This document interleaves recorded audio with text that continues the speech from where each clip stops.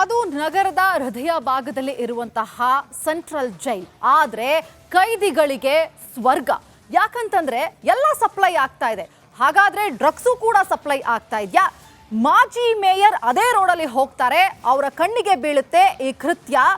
ಆಗ ಅಧಿಕಾರಿಗಳು ಕೊಡ್ತಿರುವಂತಹ ಹೇಳಿಕೆ ಏನು, ಜೊತೆಗೆ ರಾಜಕಾರಣಿಗಳು ಏನು ಹೇಳ್ತಾ ಇದ್ದಾರೆ, ಇದರ ಕುರಿತಾಗಿ ಡೀಟೇಲ್ಸ್.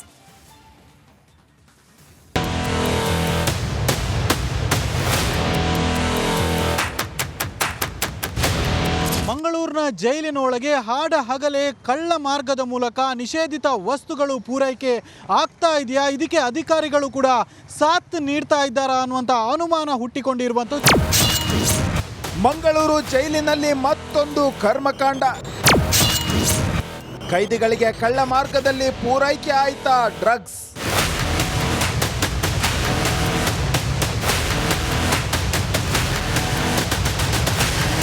ಈ ದೃಶ್ಯ ನೋಡಿ, ಇಬ್ಬರು ಬೈಕ್ನಲ್ಲಿ ಬರ್ತಾರೆ.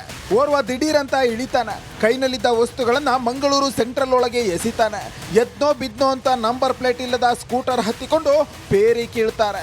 ಇಲ್ಲೇ ಮುಂಭಾಗದಲ್ಲಿ ಏನು ತಮ್ಮ ಗಾಡಿಯನ್ನು ಪಾರ್ಕ್ ಮಾಡಿ ತಮ್ಮಲ್ಲಿ ತಂದಿದ್ದಂಥ 2 ಪೊಟ್ಟಣಗಳು ಅಂದರೆ ಪ್ಲಾಸ್ಟಿಕ್ ಪೊಟ್ಟಣಗಳನ್ನು ಇಲ್ಲೇ ಎಸೆದಿರುವಂಥದ್ದು. ಮಂಗಳೂರು ಕೇಂದ್ರ ಕಾರಾಗೃಹಕ್ಕೆ ಹಾಡ ಹಗಲೇ ಕಳ್ಳ ಮಾರ್ಗದಲ್ಲಿ ಅಮಲು ಪದಾರ್ಥ ಪೂರೈಕೆ ಆಗುತ್ತಾ ಅನ್ನೋ ಅನುಮಾನಕ್ಕೆ ಈ ದೃಶ್ಯಗಳೇ ಸಾಕ್ಷಿಯಾಗಿವೆ.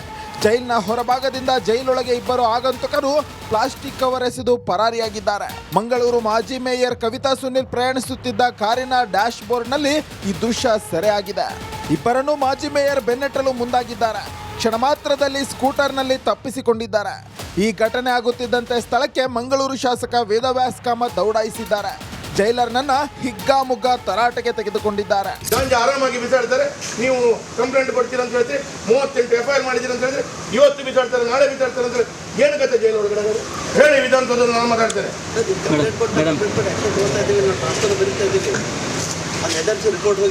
ಬಹುಶಃ ಏನೇ ಇರ್ಬೋದು, ಬಾಂಬ ಏನಯ್ಯ ಅಥವಾ ಗಾಂಜಾನಯ್ಯ ಏನು ಅಂತ ಯಾರಿಗೆ ಗೊತ್ತು.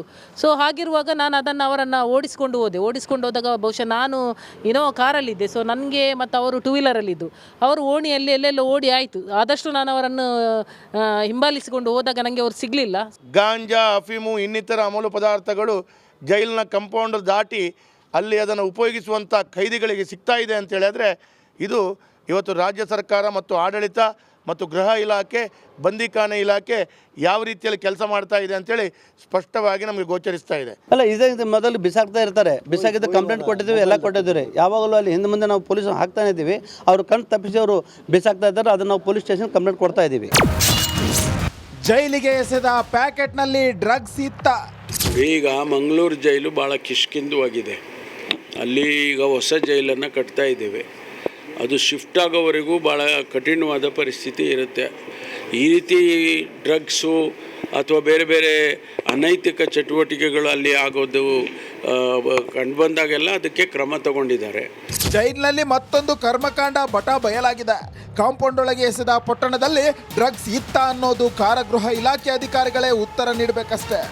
ಇದ್ರ ಕುರಿತು ಜೈಲಾಧಿಕಾರಿಗಳು ಮತ್ತು ಏನು ಪೊಲೀಸರೇನಿದ್ದಾರೆ ಇವರು ಸೂಕ್ತವಾದಂತಹ ತನಿಖೆ ಮಾಡಬೇಕು ಅನ್ನುವಂಥ ಆಗ್ರಹಗಳು ಕೂಡ ಕೇಳಿ ಬಂದಿರುವಂಥದ್ದು. ಕ್ಯಾಮರಾ ಪರ್ಸನ್ ದಿವಾಕರ್ ಪದ್ಮುಂಜ ಜೊತೆ ದಿನೇಶ್ ಕಾಶಿಪಟ್ನ, ರಿಪಬ್ಲಿಕ್ ಕನ್ನಡ, ಮಂಗಳೂರು. ಅದು ನಗರದ ಹೃದಯ ಭಾಗದಲ್ಲಿ ಇರುವಂತಹ ಸೆಂಟ್ರಲ್ ಜೈಲ್. ಆದ್ರೆ ಕೈದಿಗಳಿಗೆ ಸ್ವರ್ಗ. ಯಾಕಂತಂದ್ರೆ ಎಲ್ಲ ಸಪ್ಲೈ ಆಗ್ತಾ ಇದೆ. ಹಾಗಾದ್ರೆ ಡ್ರಗ್ಸು ಕೂಡ ಸಪ್ಲೈ ಆಗ್ತಾ ಇದೆಯಾ? ಮಾಜಿ ಮೇಯರ್ ಅದೇ ರೋಡಲ್ಲಿ ಹೋಗ್ತಾರೆ, ಅವರ ಕಣ್ಣಿಗೆ ಬೀಳುತ್ತೆ ಈ ಕೃತ್ಯ. ಆಗ ಅಧಿಕಾರಿಗಳು ಕೊಡ್ತಿರುವಂತಹ ಹೇಳಿಕೆ ಏನು, ಜೊತೆಗೆ ರಾಜಕಾರಣಿಗಳು ಏನು ಹೇಳ್ತಾ ಇದ್ದಾರೆ, ಇದರ ಕುರಿತಾಗಿ ಡೀಟೇಲ್ಸ್.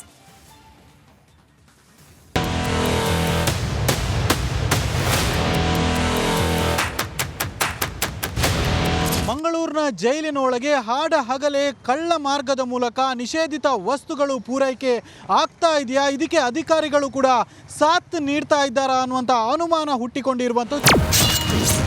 ಮಂಗಳೂರು ಜೈಲಿನಲ್ಲಿ ಮತ್ತೊಂದು ಕರ್ಮಕಾಂಡ. ಕೈದಿಗಳಿಗೆ ಕಳ್ಳ ಮಾರ್ಗದಲ್ಲಿ ಪೂರೈಕೆ ಆಯ್ತಾ ಡ್ರಗ್ಸ್?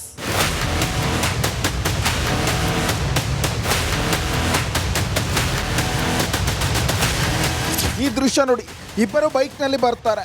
ಓರ್ವ ದಿಢೀರಂತ ಇಳಿತಾನೆ, ಕೈನಲ್ಲಿದ್ದ ವಸ್ತುಗಳನ್ನ ಮಂಗಳೂರು ಸೆಂಟ್ರಲ್ ಒಳಗೆ ಎಸಿತಾನೆ. ಎದ್ನೋ ಬಿದ್ನೋ ಅಂತ ನಂಬರ್ ಪ್ಲೇಟ್ ಇಲ್ಲದ ಸ್ಕೂಟರ್ ಹತ್ತಿಕೊಂಡು ಪೇರಿ ಕೀಳ್ತಾರೆ. ಇಲ್ಲೇ ಮುಂಭಾಗದಲ್ಲಿ ಏನು ತಮ್ಮ ಗಾಡಿಯನ್ನು ಪಾರ್ಕ್ ಮಾಡಿ ತಮ್ಮಲ್ಲಿ ತಂದಿದ್ದಂಥ 2 ಪೊಟ್ಟಣಗಳು ಅಂದರೆ ಪ್ಲಾಸ್ಟಿಕ್ ಪೊಟ್ಟಣಗಳನ್ನು ಇಲ್ಲೇ ಎಸೆದಿರುವಂಥದ್ದು. ಮಂಗಳೂರು ಕೇಂದ್ರ ಕಾರಾಗೃಹಕ್ಕೆ ಹಗಲೇ ಕಳ್ಳ ಮಾರ್ಗದಲ್ಲಿ ಅಮಲು ಪದಾರ್ಥ ಪೂರೈಕೆ ಆಗುತ್ತಾ ಅನ್ನೋ ಅನುಮಾನಕ್ಕೆ ಈ ದೃಶ್ಯಗಳೇ ಸಾಕ್ಷಿಯಾಗಿವೆ. ಜೈಲಿನ ಹೊರಭಾಗದಿಂದ ಜೈಲೊಳಗೆ ಇಬ್ಬರು ಆಗಂತುಕರು ಪ್ಲಾಸ್ಟಿಕ್ ಕವರ್ ಎಸೆದು ಪರಾರಿಯಾಗಿದ್ದಾರೆ. ಮಂಗಳೂರು ಮಾಜಿ ಮೇಯರ್ ಕವಿತಾ ಸುನಿಲ್ ಪ್ರಯಾಣಿಸುತ್ತಿದ್ದ ಕಾರಿನ ಡ್ಯಾಶ್ ಬೋರ್ಡ್ನಲ್ಲಿ ಈ ದೃಶ್ಯ ಸೆರೆಯಾಗಿದೆ. ಇಬ್ಬರನ್ನು ಮಾಜಿ ಮೇಯರ್ ಬೆನ್ನಟ್ಟಲು ಮುಂದಾಗಿದ್ದಾರೆ. ಕ್ಷಣ ಮಾತ್ರದಲ್ಲಿ ಸ್ಕೂಟರ್ನಲ್ಲಿ ತಪ್ಪಿಸಿಕೊಂಡಿದ್ದಾರೆ. ಈ ಘಟನೆ ಆಗುತ್ತಿದ್ದಂತೆ ಸ್ಥಳಕ್ಕೆ ಮಂಗಳೂರು ಶಾಸಕ ವೇದವ್ಯಾಸ್ ಕಾಮತ್ ದೌಡಾಯಿಸಿದ್ದಾರೆ. ಜೈಲರ್ನನ್ನ ಹಿಗ್ಗಾಮುಗ್ಗಾ ತರಾಟೆಗೆ ತೆಗೆದುಕೊಂಡಿದ್ದಾರೆ. ಗಾಂಜಾ ಆರಾಮಾಗಿ ಬಿಸಾಡ್ತಾರೆ, ನೀವು ಕಂಪ್ಲೇಂಟ್ ಕೊಡ್ತೀರ ಅಂತ ಹೇಳ್ತೀರಿ, 38 FIR ಮಾಡಿದ್ದೀರ ಅಂತ ಹೇಳಿದ್ರೆ ಇವತ್ತು ಬಿಸಾಡ್ತಾರೆ, ನಾಳೆ ಬಿಸಾಡ್ತಾರೆ ಅಂತ ಹೇಳಿ ಏನು ಕತೆ ಜೈಲು ಒಳಗಡೆ ಹೇಳಿ ವಿಧಾನಸೌಧ ನಾನು ಮಾತಾಡ್ತೇನೆ.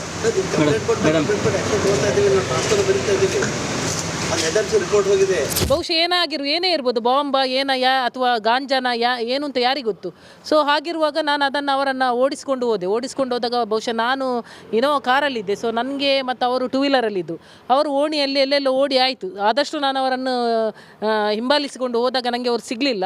ಗಾಂಜಾ, ಅಫೀಮು, ಇನ್ನಿತರ ಅಮಲು ಪದಾರ್ಥಗಳು ಜೈಲಿನ ಕಾಂಪೌಂಡ್ ದಾಟಿ ಅಲ್ಲಿ ಅದನ್ನು ಉಪಯೋಗಿಸುವಂಥ ಖೈದಿಗಳಿಗೆ ಸಿಗ್ತಾ ಇದೆ ಅಂತ ಹೇಳಿದ್ರೆ ಇದು ಇವತ್ತು ರಾಜ್ಯ ಸರ್ಕಾರ ಮತ್ತು ಆಡಳಿತ ಮತ್ತು ಗೃಹ ಇಲಾಖೆ, ಬಂದಿಖಾನೆ ಇಲಾಖೆ ಯಾವ ರೀತಿಯಲ್ಲಿ ಕೆಲಸ ಮಾಡ್ತಾ ಇದೆ ಅಂತೇಳಿ ಸ್ಪಷ್ಟವಾಗಿ ನಮಗೆ ಗೋಚರಿಸ್ತಾ ಇದೆ. ಅಲ್ಲ, ಇದೇ ಮೊದಲು ಬಿಸಾಕ್ತಾ ಇರ್ತಾರೆ. ಬಿಸಾಕಿದ್ದು ಕಂಪ್ಲೇಂಟ್ ಕೊಟ್ಟಿದ್ದೀವಿ, ಎಲ್ಲ ಕೊಟ್ಟಿದ್ದೀವಿ. ಯಾವಾಗಲೂ ಅಲ್ಲಿ ಹಿಂದೆ ಮುಂದೆ ನಾವು ಪೊಲೀಸ್ ಹಾಕ್ತಾನೆ ಇದ್ದೀವಿ.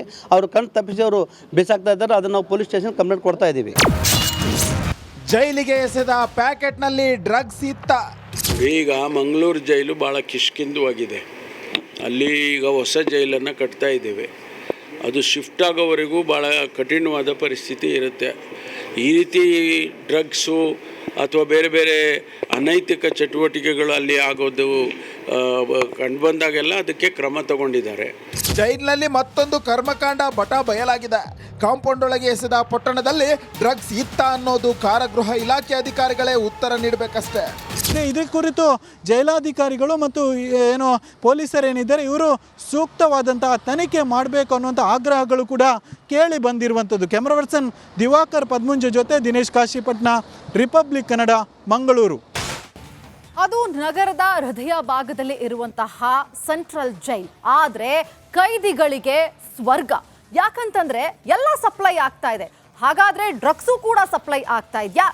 ಮಾಜಿ ಮೇಯರ್ ಅದೇ ರೋಡಲ್ಲಿ ಹೋಗ್ತಾರೆ, ಅವರ ಕಣ್ಣಿಗೆ ಬೀಳುತ್ತೆ ಈ ಕೃತ್ಯ. ಆಗ ಅಧಿಕಾರಿಗಳು ಕೊಡ್ತಿರುವಂತಹ ಹೇಳಿಕೆ ಏನು, ಜೊತೆಗೆ ರಾಜಕಾರಣಿಗಳು ಏನು ಹೇಳ್ತಾ ಇದ್ದಾರೆ, ಇದರ ಕುರಿತಾಗಿ ಡೀಟೇಲ್ಸ್.